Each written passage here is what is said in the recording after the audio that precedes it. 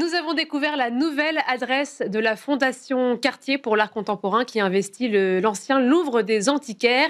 Nous y avons découvert 40 ans de collection pour l'art contemporain.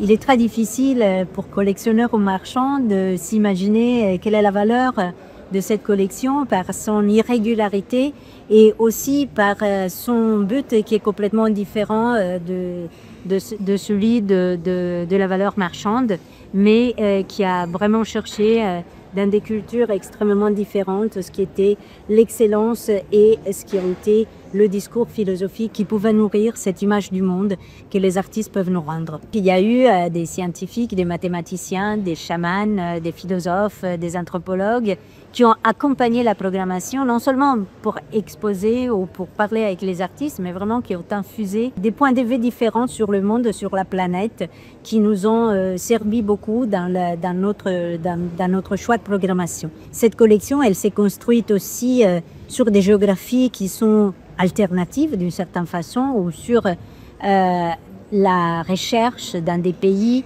ou dans des communautés ou dans des cultures qui sont très rarement représentées dans les musées occidentaux. Et je pense que aussi, vous verrez en fait dans l'exposition, et c'est un peu le cas dans toute la collection, des artistes très très connus à côté d'artistes qui sont vraiment peu connus ou pas exposés du tout dans les musées habituels. Depuis 25 ans et plus, la Fondation Cartier a travaillé avec des sujets qui sont aujourd'hui brûlants comme le réchauffement climatique et l'environnement et aussi la science et son utilisation.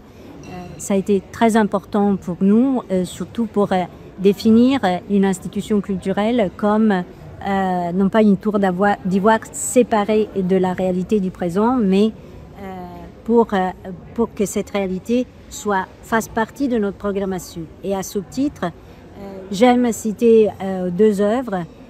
Exit des architectes Diller Scofiglio, qui ont été inspirés par le philosophe Paul Déridio pour composer plusieurs cartes du monde qui nous présentent les différentes raisons de migration de masse dans le monde entier.